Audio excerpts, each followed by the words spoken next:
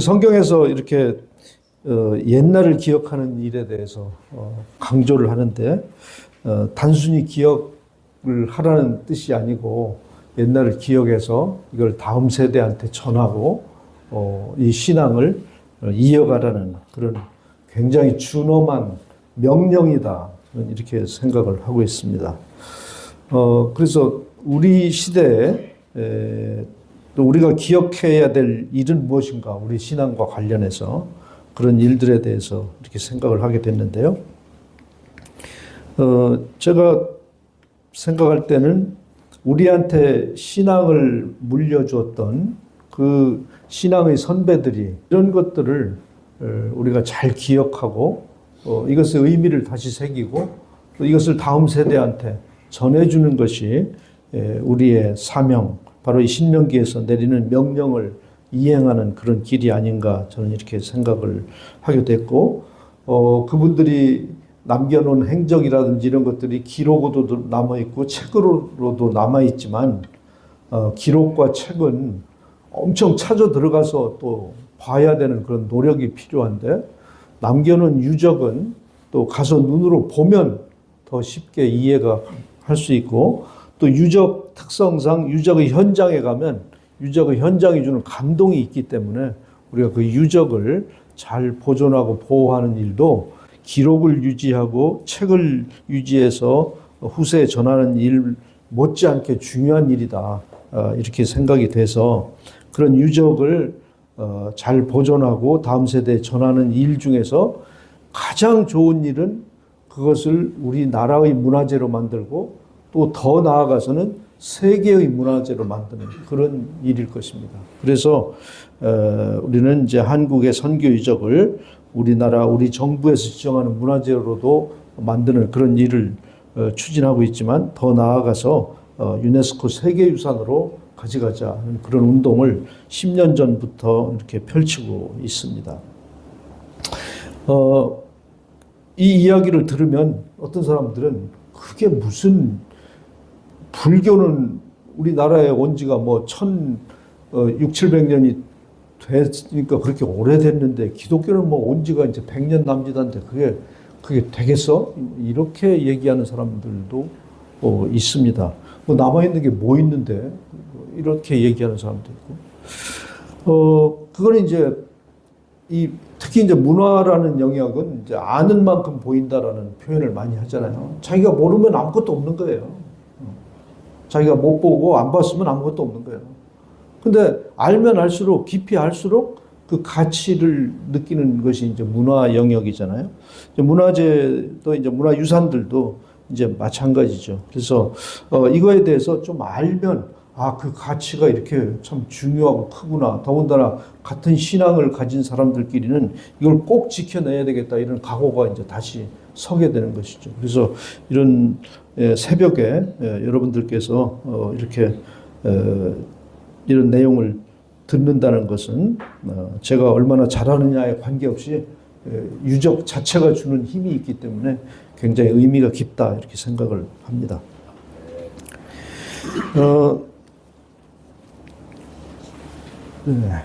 그래서 그러면 세계 유산이 되는 그런 길은 어떤 길이 있느냐? 유네스코 산하에 세계유산위원회라는 걸 만들어서 전 세계적으로 인류가 기억해야 될 문화유산을 이제 지정하는 그런 제도가 있는데, 그 기준에는 10가지가 있어요.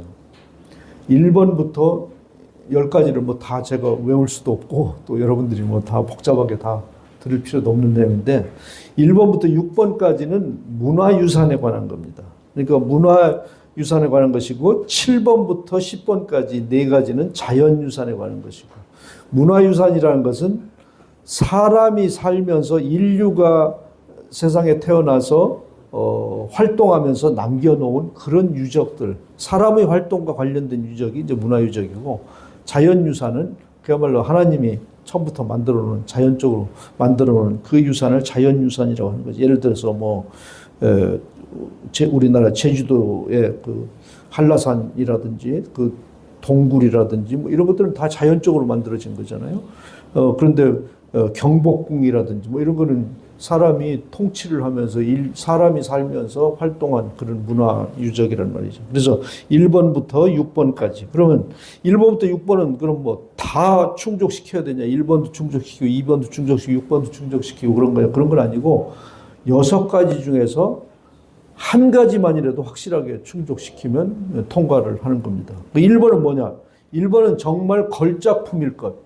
마스터피스, 영어로 마스터피스. 걸작품. 누가 봐도 이야 하는 소리가 나오는 그런 것들.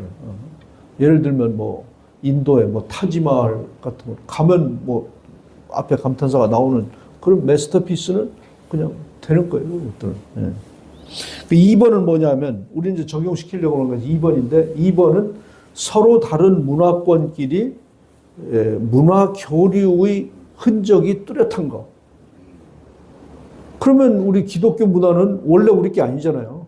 원래 우리 게 아닌데 이 서양 선교사들이 우리 이 조선 땅에 140년 전부터 가지고 들어온 거란 말이죠. 그건 뭐 분명한 사실이잖아요. 그런데 그거를 증명할 수 있는 증거물이 있느냐. 이 문화유산은 부동산 개념이 들어가야 하는 거예요. 부동산 개념이.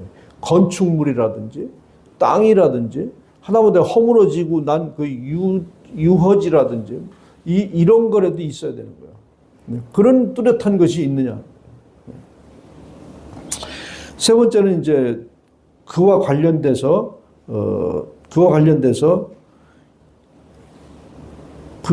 그런 증거들과 관련해서 지금까지 존재하거나 또는 사라진 문화적인 전통 이런 거를 나타내는 게 거기 있느냐.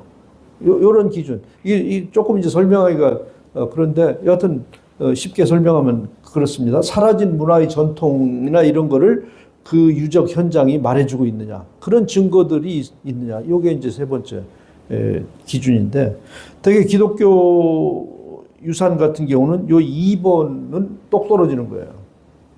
서로 다른 문화권끼리 교류의 흔적인데 증거품만 있으면 되는 거야. 증거품이 없으면 안 되는 것이고 증거가 이제 부동산으로 있어야 되는 거예요.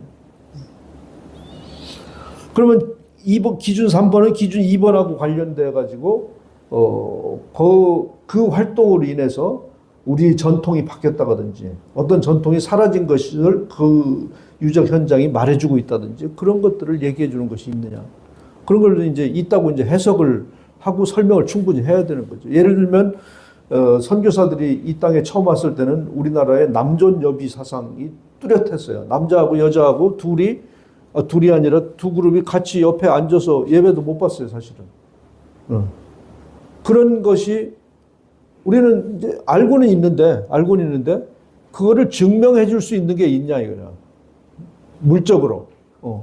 그런 거를 이제 찾아내는 것들이 이제 우리가 해야 되는 일이에요. 예를 들면 그건 뭐가 있냐? 금산교회 가보셨잖아요. 금산교회.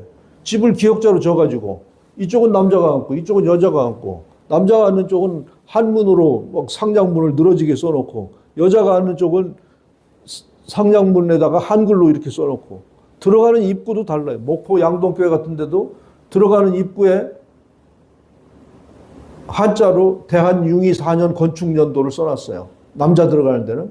여자 들어가는 입구에는 주강생 1910년 이렇게 쭉 한글로 또 써요. 이런 것들이 뚜렷한 증거로 나타나는 거예요. 그거를 갖다가 이제 설명을 해야 되는 거죠. 그거 그냥 지나가면서 보면서 아 그런가 보다 하고 지나가면 이건 뭐 아무 의미가 못 느끼잖아. 그런데 그거를 설명을 듣고 보면 그게 남존여비 사상, 남자하고 여자하고 구별하고 남녀 7세 부동석 지금은 사라진 전통인데 분명히 사라진 전통이잖아. 그걸 나타내주는 증거잖아요. 그거를 이제 들이대는 거죠. 우리가 심사진한테다가. 그래서 그런 일들이 이제 필요하다는 거죠. 그래서 이런 기준 2번과 3번 이거를 이제 적용하겠다. 이게 제 설명을 들어보니까 여러분 어떻게 좀 와닿는 게 있습니까? 비슷합니까? 네. 이렇게 심사진들한테 설명하면 먹힐 것 같아요? 네. 네. 감사합니다. 네. 그래서 사실은 이제 그러면 부동산적인 증거가 뭐가 있느냐? 제가 이제 여기서 여러 차례 말씀을 드렸기 때문에 대부분은 이제 알고 계실 텐데, 선교사들이 140년 전에 처음 와서 한 그 이 선교 100년 동안 우리나라에 머물렀던 장기 선교사는 3,000명 정도 됩니다.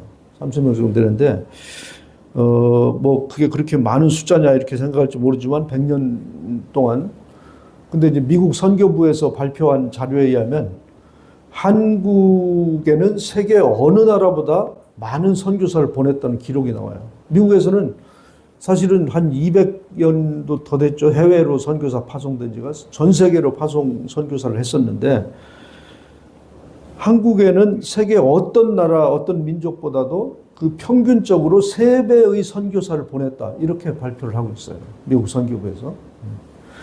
그 덕분에 이제 우리나라가 이렇게 선교가 잘 되고 또 기독교 인구가 많이 늘어서 세계 2000년 선교 역사상 성공적인 그런 사례가 아닌가. 또 우리는 받는 선교에서 이제는 내보내는 선교로 이렇게 패턴을 바꾼 그런 성공적인 선교에 있어서는 G2의 국가가 됐다. 이렇게 자타가 공인하는 그런 형편이 됐습니다.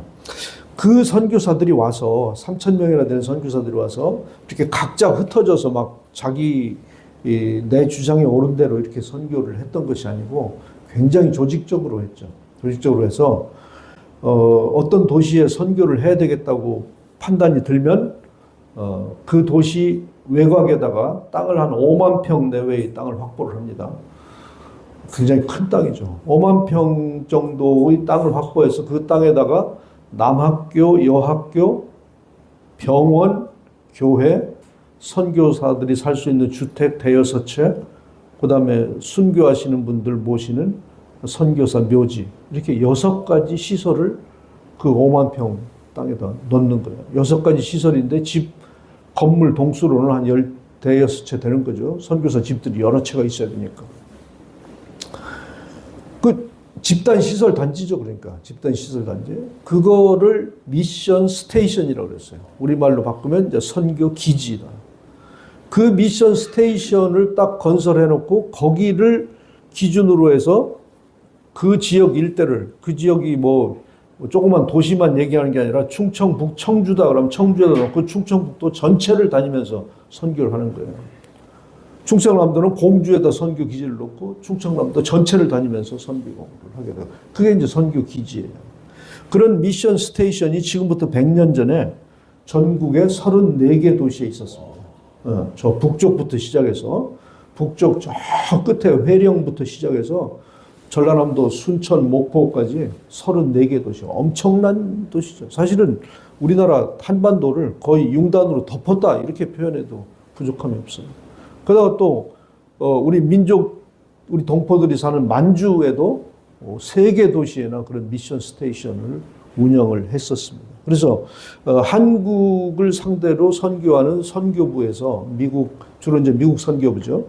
미국 선교부에서 캐나다에서도 오고 호주에서도 오고 왔지만 이런 37개의 미션 스테이션을 운영을 했던 것입니다. 어마어마한 일이죠.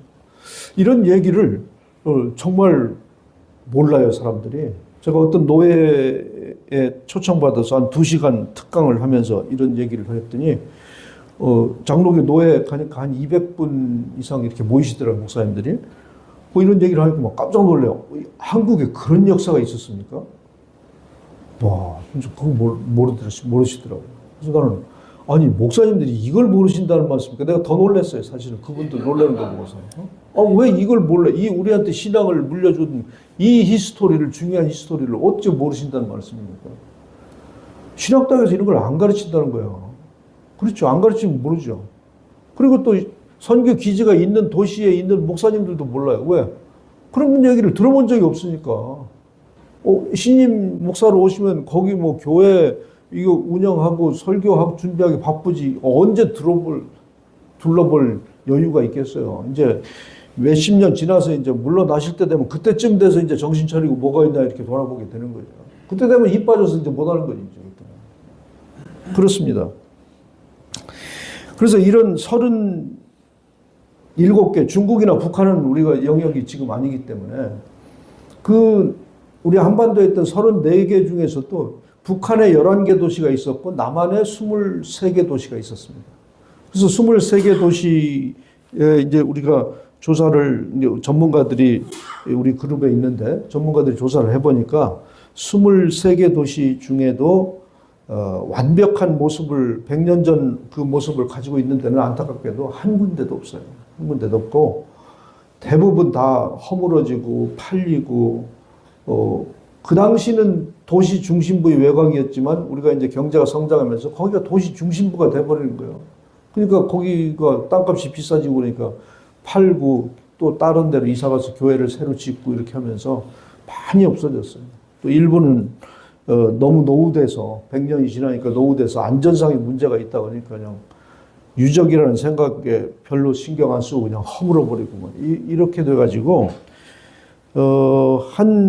그래도 그 당시 시설의 한 70% 정도를 지키고 있는 도시가 8개 도시가 있더라고요.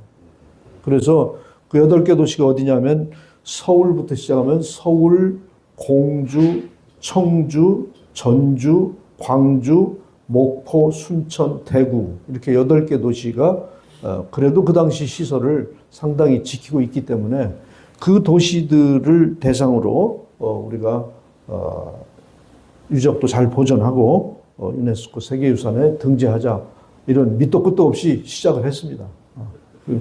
얼른 들으면 이게 말이 되냐 이런 생각들을 할 수 있는데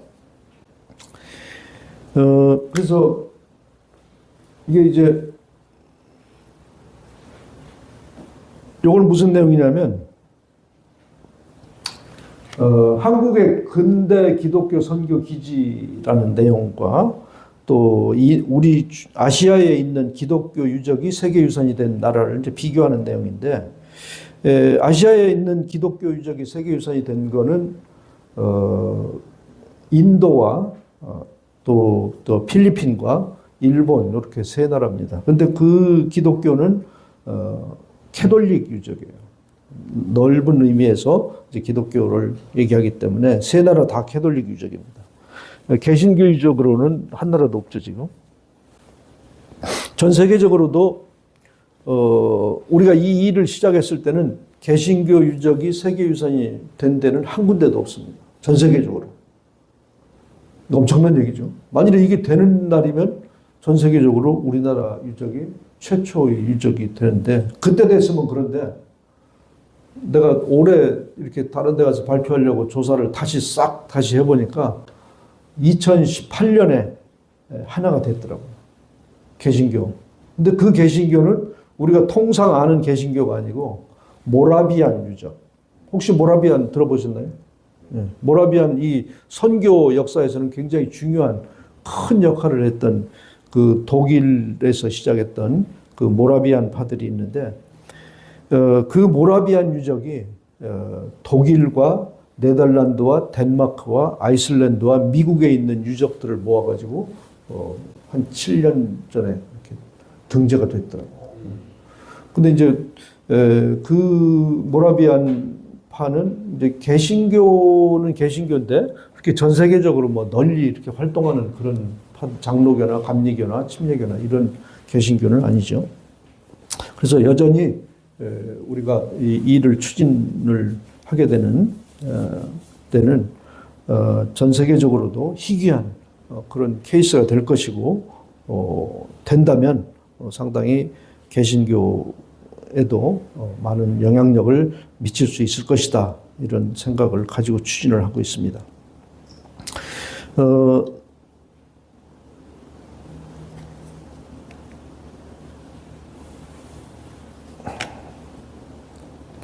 저희는 10년 전에 2015년 12월 달에 국가유산청에 한국선교유적연구회라는 단체를 이렇게 등록을 했습니다. 등록을 하고 그 다음에 2016년 11월 달에 전라남도 도청에서 국제학술회의를 했어요.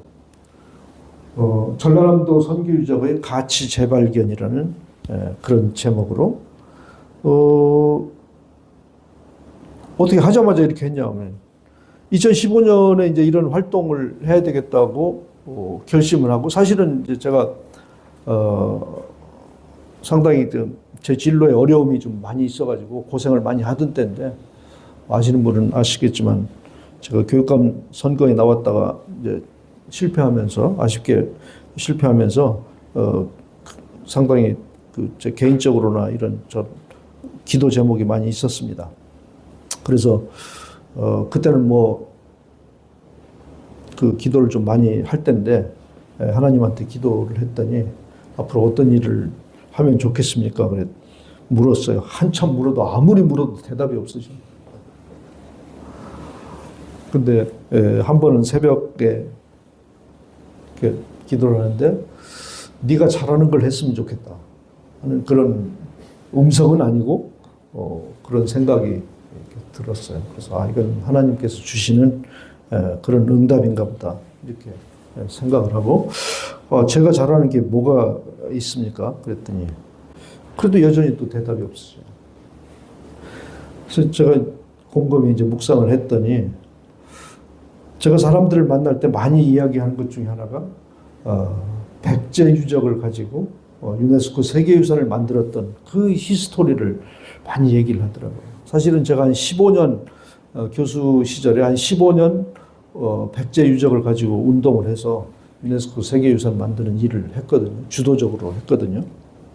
그 이야기를 많이 해요. 그때 있었던 그 비사라든지 어려움이 있을 때 어떻게 해결했다든지, 이게 내가 잘하는 일이었나 보다 이런 생각이 들었고, 근데 하나님께서 백제 유적 이걸 가지고 하라는 말씀은 아닐 테고 뭘 말씀하실까 그랬더니, 선교사들이 남겨놓은 유적을 잘 보호하고 보존하고 이렇게 하라는 뜻이구나, 이런 깨달음이 왔습니다. 그래서 그런 깨달음이 있은 그날 새벽 기도 날, 그날이 목요일이었는데, 바로 길을 찾아서 국가유산청, 그때는 문화유치청이죠. 거기다가 사단법인을 등록을 하고 이 일을 이제 시작을 하게 됐던 것입니다. 그러면서 이제 문화유치청에서 허가가 나오는 대로 그 문화유적이 있던 이 7개, 8개 도시에 정부에다가, 지방정부에다가 도지사나 시장님들한테 공문을 보냈어요. 우리가 이런 유적을 가지고 유네스코 세계유산 등재하는 일을 하고자 하는데, 관심 있는 분은 4월 2일 날 여수에 있는 애양원의 회의 장소로 와라 하고 공문을 보냈어요. 공문을 보냈는데, 그리고 그날 우리가 여수 애양원으로 순례를 떠났습니다. 어떻게 하다 보니까 막 버스가 6대가 됐어요. 버스가 6대를 해가지고, 그렇게 크게 알리지도 않았는데 여기저기 우리도 한번 같이 가자 해서, 그리고 우리 회원이 그렇게 많았던 게 아니고 간다고 하니까 서울 사랑의 교회에서도 버스 한 대가 연결이 돼서 또 오고 그래가지고 그날 여수 애양원에서 그런 그 순례 답사를 하고, 한쪽 뒷방에서는 각 도와 시에서 왔던 공무원들하고 회의를 왔는데, 전남도청에서 과장이 참석했어요. 그래서 되게 과장은 잘 안 오는데, 그런 허름한 회의에는 잘 안 오는데 와서 그래서 우리가 이런 걸 하려고 그러는데, 자신 있는 건 아니다, 된다는 보장이 있는 건 아니지만 시작을 안 하면 100% 안 되는 것이고, 시작을 하면 되거나 안 되거나 둘 중에 하나다. 그럼 어떤 길을 선택을 해요? 시작을 안 하면 0%고 시작을 하면 50%. 그럼 이건 무한대다, 무한대. 0%에 50배면 무한대 아니냐. 그래서 관심 있는 데는 내년에 예산 좀 반영해달라 얘기를 했어요. 그랬더니 그 전라남도에서 과장이 왔다는 얘기는 벌써 관심이 있다는 얘기지, 이 대목에. 근데 그 양반이 가서 일주일 만에 전화가 왔어. 우리가 그 비용을 댈 테니까 추진해달라. 내년에 예산 세워달라 할 때, 내년까지 갈 거 없대. 올해 우리가 추경으로 세워줄 테니까 바로 시작해달래. 그래서 국제학술회의를 저렇게, 그것도 막 전남도청에서 기왕에 이렇게 하려면 이게 이 밑에 사진이 그 전남도청에서 국제학술회의 할 때 사진인데, 전라남도에 있는 목사님들 거의 200분이 모였어요. 이게 쉬운 일이에요. 저는 전라남도 거기 인맥이 있지도 않았는데, 그러니까 전라남도 기독교 연합회 회장님을 찾아가서 우리가 이런 일을 하고 도에서 이렇게 적극적으로 지원하는데 목사님들 이게 전라남도 일 아니냐. 기독교 연합회에서 사람 동원하는 거는 책임지시라. 그리고 우리 장소는 저 딴 데 어디 가서 안 하고 도청 한가운데서 할 테니까 다 모셔달라. 저기 지금 뒤에 저 사진 붙어 있는 게 저게 어느 기관이든 그 역대 기관장 사진 쫙 붙어 있는 데가 제일 중요한 회의실이거든. 일부러 거기 막 잡아서. 거기 안 된다는 거예요. 공무원들은 안 되고 저쪽 어디 문화원 밖에 있는 건물 문화원 강당에 가서 하래. 이거 당신네들이 해서 관심을 불러일으켜서 하려고 그러는데 이거 장소도 못 빌려주냐. 안 된대. 거기는 회의가 뭐 하루 종일 꽉 차 있대. 그 저 의장 도의회 의원 중에 크리스찬이 있더라. 그 사람 불러내가지고 이거 당신이 이거 해결해라. 그런 것까지 신경 써서 이걸 했어요, 사실은. 그런 것까지 신경 써요. 사실은 뭐 어디 문화원 밖에 있는 건물 구석에 가서 해도 뭐 누가 뭐라고 하겠어요. 그렇지만 기왕에 일을 하려면 이거를 스프레딩을 시키려면 이런 것까지 신경 쓰면서 해야 되겠다는 생각이 들더라고요. 그래서 결국은 장소를 저거 딴 데 어디 예약되어 있는 거 거기 딴 데 시간 옮기든지 장소를 옮기든지 하고 그 장소 내놔갖고 저 장소에서 했던 거예요. 참. 그 지난 얘기지만 이런 얘기 하는 기회를 이렇게 주셔서 고맙습니다. 우리 가족이기 때문에 한 가족이기 때문에 이렇게 얘기를 합니다. 이거 지나가 들어가 버렸네.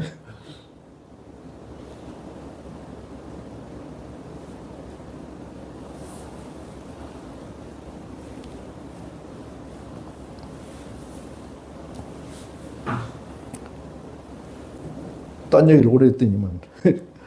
그래서, 예. 그 다음에 이제 그렇게 하고 나서 전라남도를 하고, 그 다음에 공주, 충청남도도 하고, 그 다음에 전라북도 도청에 가서, 아니, 전라남도는 이렇게 하는데 전라북도는 안 해도 돼요? 그래서 전라북도는 전라남도처럼 예산이 없대. 예산 될 수 있는 게 얼마인데? 1,500만 원밖에 못 된대.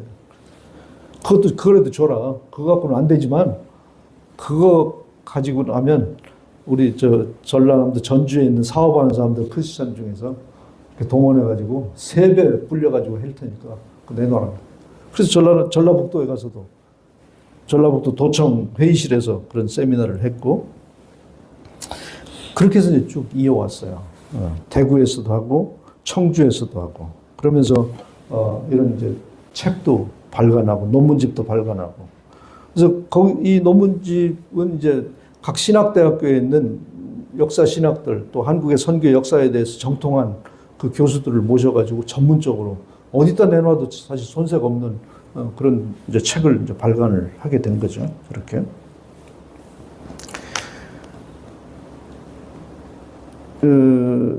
그렇게 요게 이제 공주에서 했던 학술회의 장면이고, 이런 책을 공주의 기독교 선교 역사와 유산이라는 책을 또 발간하게 되고,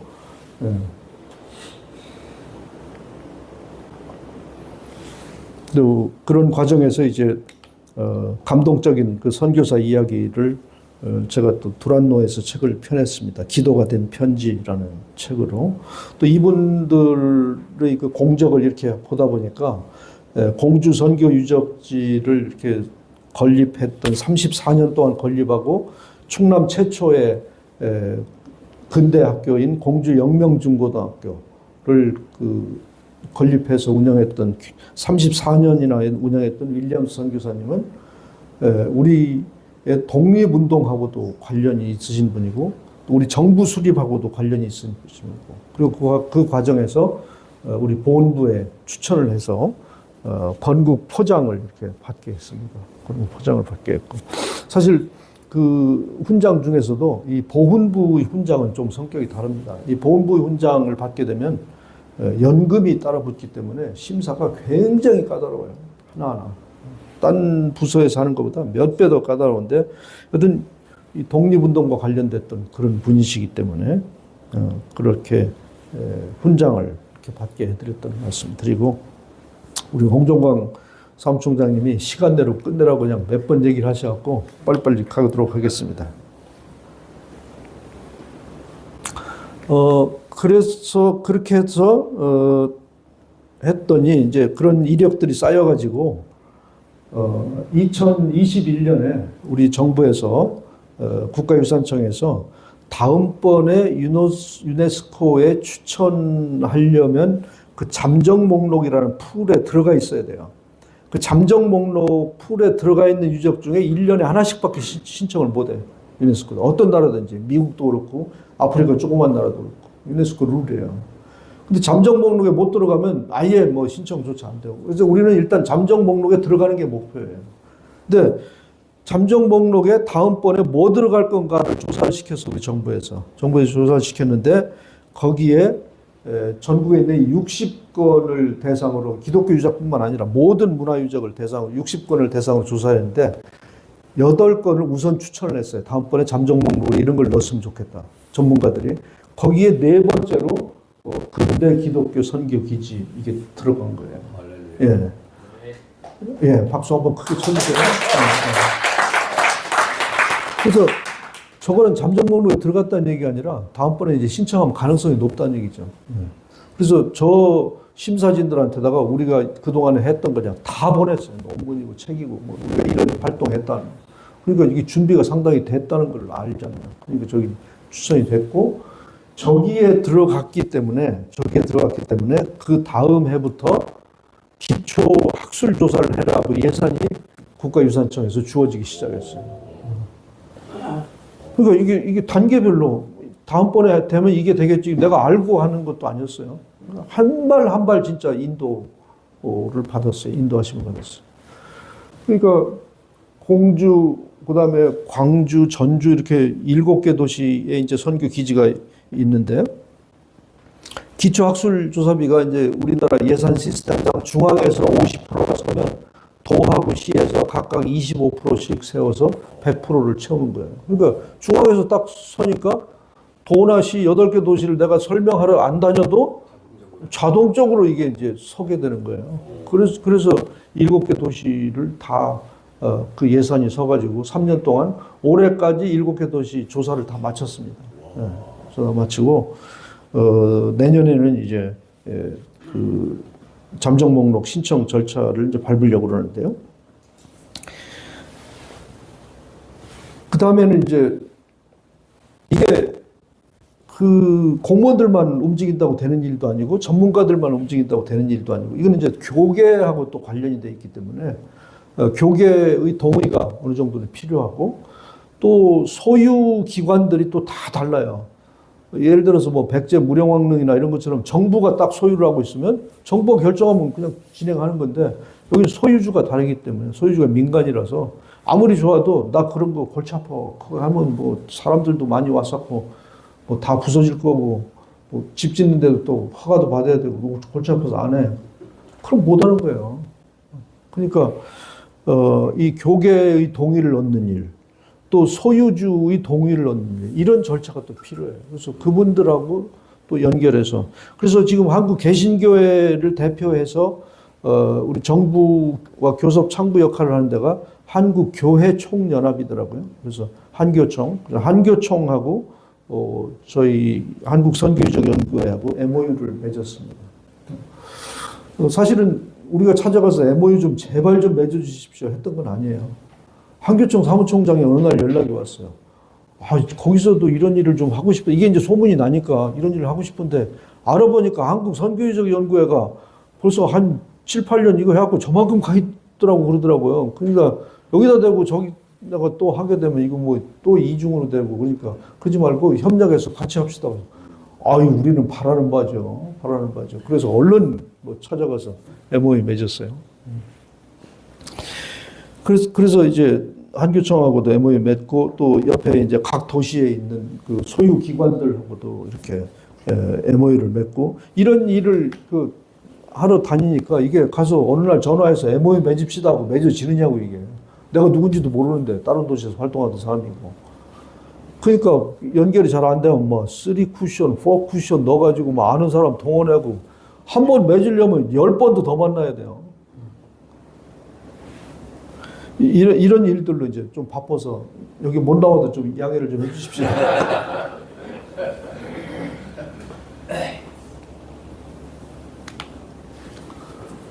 이게 이제 그렇게 해서 이제 또 이게 문화유적은 이 각 도시에 학예사 제도라는 게 있어요. 이 일반 공무원, 행정 라인 공무원이 있고 이 전문가 집단의 공무원들이 있어요. 그 전문가 집단의 공무원이 이제 학예사인데 이 사람들은 그 행정 라인처럼 이렇게 간단하지가 않아요. 이 머리에 이게 들은 지식이 많아가지고 적당히 설명해서는 안 돼. 완전히 전문성을 떼고 그 사람들이 이해가 가야 그 다음에 절차가 돼요. 그래서 그분들을 또 모셔가지고 또 회의를 하고 이게 이런 거다. 저기에는 크리스찬도 있지만 크리스찬 아닌 사람이 더 많아요, 사실은. 그 사람들을 설득해서 이렇게 간다는 것도 또 결코 쉬운 일이 아니에요. 그래서 뭐 저기는 이제 2023년부터 이제 회의한 거를 여러 차례 회의한 거를 해놨지만 그 전에도 벌써 여러 차례 개인적으로 찾아가서 설명도 하고 이런 적이 있어서 그래도 요 정도 같은 7개 도시에서 공무원들을 불러 모을 수 있었을 정도에는 상당히 그림이 그려져 있는 상태의 그 그림이에요. 그렇게 해서 1차, 2차, 3차 이런 행정협의회 구성 실무회의를 할 정도면 이제 행정 라인은 이게 필요하다는 것을 동의가 된 상태예요. 그래서 이런 행정협의회를 발족을 시키자 하는 그 동의가 된 상태였고 그 다음에 이제 그래서 드디어 지난 6월 20일 날 광주 남구청에서 이런 선교기지 세계유산 등재 지방정부협의회라는 이름으로 8개 도시의 시장과 구청장들, 기초자치단체 시장, 구청장들이 모여서 정부 기구를 발족을 시킨 거예요. 지방정부협의회라는. 이렇게 저 서서 인사하시는 분이 회장을 맡으신 광주 광역시 남구청장 김병래 청장님이시고 그 뒤에 이제 사회를 보는 분이 누군지 알겠죠? 많이 본 사람이죠. 번쩍번쩍 해갖고 그래서 이 정말 감회가 새로웠어요. 이게 어떻게 이게 가능하겠어요, 사실. 정말 하나님이 움직이지 않으시면 광주의 남구청장님을 찾아뵙고 이런 걸 설명을 드렸는데 작년에 드렸죠. 1년 전에 요 발족하기 1년 전에 찾아가서 드렸는데 설명을 듣고 우리가 전라남도에서 했던 그 책자도 두꺼운 논문집도 주고 이런 걸 설명했더니 내 손을 딱 잡으면서 총장님 이거 합시다. 내가 이뤄낼게요. 크리스찬이더라고 그분이. 그분이 크리스찬이에요.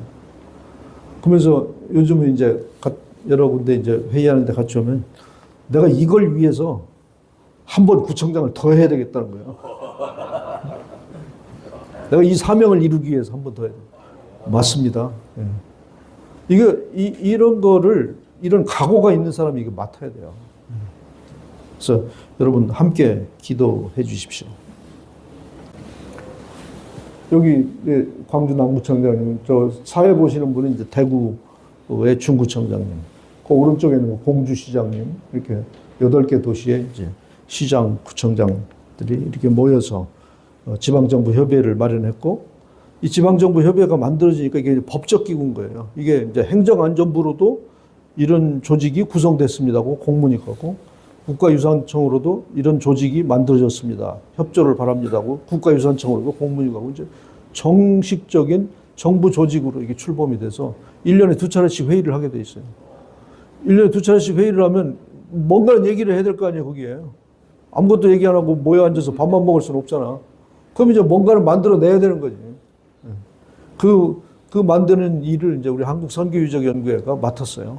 그래서 제가 그런 쪽으로 이제 많이 바쁘게 쫓아다니고 있고 같이 함께 일하시는 분들이 쫓아다니고 있습니다. 그래서 창립총회 출범 시간은 그런 데고 우리 창립총회 할 당시에 캐치프레이즈들이 뭐냐면 140년 선교 역사 세계인의 문화유산으로 같이 한번 크게 한번 읽어볼까요? 시작. 140년 선교 역사 세계인의 문화유산으로 기독교 선교유적 그다음에 세계인의 보물로 아멘. 예, 너무 좋습니다. 할렐루야. 이게 이제 그렇게 하고 지난 11월 달에 광주 기독교 선교 기지를 가지고 학술회의 했던 거고 그때 발간됐던 논문집입니다. 어제 저녁에 뭘 얘기를 해야 되나 생각하다가 AI한테 물어봤어. 무슨 얘기를 해야 돼? 무슨 얘기를 해야 돼? 그랬더니 이렇게 얘기를 하래. 단순한 회고가 아니라 기억하고 연결하고 전승하라는 명령이다. 와, 이거 이렇게 뭐 단호한 얘기를 AI가 이게 전하라고. 그리고 선교유적의 세계유산 등재는 신앙을 자랑하기 위함이 아니고 인류에게 기여한 복음의 열매를 겸손히 봉헌하기 위해서 우리가 이런 일을 한다. 그래서 우리는 교회의 유산을 세계유산으로 만들려는 것이 아니라 하나님께서 이 땅에 이루신 선한 역사를 인류의 기억 속에 남기려 하는 것이다.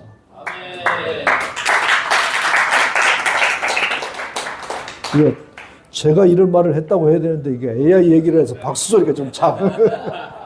근데 좀 감동 있게 제가 좀 바꿨어요. 물들을. 여튼 교회의 역사를 자랑하려고 하는 게 아니라 하나님이 이 땅에서 이룬 선한 역사를 인류의 기억에 남기려 하는 일이다. 너무 아름다운 거죠. 인류의 기억에 남기려 하는 일.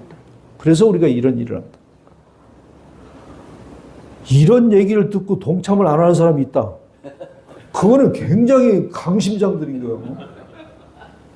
우리 홍보국장님을 맡으신 MBC 사장 가시려고 하시는 분, 뭐 다 가입시키세요. 여기 계시면. 얼마나 영광입니까, 사실은. 예, 제가 그 유관순 열사 스승 동상을 세울 때 100주년 기념회, 3.1운동 100주년 기념회인데 5만 원 낸 사람이나 1억 원 낸 사람이나 이름 다 적어놨어. 460명. 그 비석 뒤에 가면. 그 이름은 이제 100년이 갈지 1000년이 갈지 몰라. 거기에 적히지만 돌에다 새겼기 때문에. 돌에다 새기는 게 중요한 거예요. 그래서 우리 선교적 연구의 회원 이름은 전부 이 백서에 기록이 될 거예요. 세계유산 제가 10년 전부터 했던 기록을 다 가지고 있거든. 사진 한 장 한 장. 그래서 세계유산 되는 날 백서 발간 비용까지 딱 만들어서 거기에 있던 사람들 이름 다 들어갑니다. 그래서 여기 계신 분들 다 회원 가입하세요. 이 정도 갔으면 가입하셔야 돼요. 왜? 우리 신앙유산을 유네스코 세계유산을 가는 길에 일조하시는 길이니까. 아무나 일조 되겠어요? 이 이야기도 아무나 듣는 얘기 아니잖아요. 예. 우리 MBC 사장님 여기 가입서 다 있으니까 이거 갖다가 나눠드리셔야 돼요. 제가 그전에는 굉장히 겸손하게 뭐 해도 되고 안 하셔도 되고 이렇게 했는데 이제는 자신감이 붙어가지고 가는 데마다 하십시오. 좋은 기회입니다. 이렇게 얘기를 전해드립니다. 얼굴이 그만큼 뻔뻔해졌다는 얘기죠.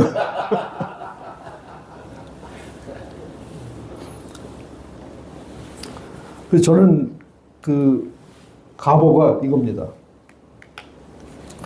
백제유적을 유네스코 세계유산을 만들고 백제유적을 만들 때는 5개의 지방자치단체가 연합했어요. 충청남도, 전라북도, 공주시, 부여군, 익산시. 그래서 5개 지자체장님들이 연명해서 공로패를 받았어요. 사실은 저는 이 대통령한테 받은 것보다 더 귀하게 여깁니다. 5명이 이렇게 한다는 게 쉬운 일이 아니에요. 근데 저는 앞으로 8명이 이렇게 사인한 걸 받고 싶어요. 그런 욕심이 있습니다. 욕심이라고 표현해서 좀 그렇지만 하나님이 이렇게 인도해 주시기를 기도하고 있습니다. 그래서 가보를 가로칠 수 있도록 함께 기도 좀 부탁드리겠습니다. 이 일을 하면서 사실 이것이 된다는 보장을 받고 하는 것은 아닙니다. 40년 광야 생활을 마치고 가나안 땅에 들어갈 때 그 법궤를 맨 제사장들 앞에 정말 철철 넘쳐 흐르는 그 요단강이 있었잖아요. 그 요단강 물이 중단돼야 200만이 되는 그 유대들이 넘어갈 텐데 그때 중단된 다음에 넘어갔다고 기록하지 않고 법궤를 맨 제사장들이 그 흘러 넘치는 물에 발을 담갔을 때 물이 멈춘다고 했습니다. 그때 안전하게 물이 멈추고 넘어갔다. 이렇게 성경은 이야기하고 있습니다. 저는 이 일을 추진하면서 아까 옛날을 기억하라 그런 신명기 말씀이 사명을 준 것이고 또 이 일을 추진하는 과정 중에서는 이 구절이 늘 힘을 주는 그런 구절입니다. 제가 보장을 받고 뭐를 된다는 이 보장이 있는 상태에서 하는 것은 아니에요. 이 200만의 생명을 살릴 때도 그 흘러 넘치는 물에 발을 담궜을 때 멈췄다고 했습니다. 그래서 시작을 하는 것이 굉장히 중요하다. 이 말씀에 힘을 받고 일을 하고 있다는 그런 말씀을 드립니다. 우리 한국선교유적연구회 로고가 좀 작게 나와 있는데 저 로고의 의미는 가운데 제일 밑에 있는 게 M자 비슷하잖아요. 성경책을 펼쳐놓은 것이기도 하고 미션이라는 뜻을 가지고 있고 선교라는 뜻을 가지고 있고 그 위에 H는 하스피탈, 병원. 예수님의 3대 사역이 가르치고 병 고치고 복음 전하는 그 세 가지였잖아요. 그래서 선교사님들이 오셔서도 똑같은 일을 했습니다. 가르치고 스쿨, 오른쪽에 스쿨, 병 고치고 왼쪽에 하스피탈, 복음 전하는 그 십자가 교회. 요 예수님의 3대 사역을 그 미션이라는 성경책 위에 표현하고 거기에서 파생된 그 유적들을 잘 보호하자고 한국선교유적연구회를 철자를 쫙 둘렀어요. 보호하는 프로텍션의 의미를 담아서. 그래서 상당히 기도하면서 만든 그런 로고인데 이런 일들이 그 뜻대로 잘 이루어지기를 함께 기도해 주시기 바랍니다. 감사합니다.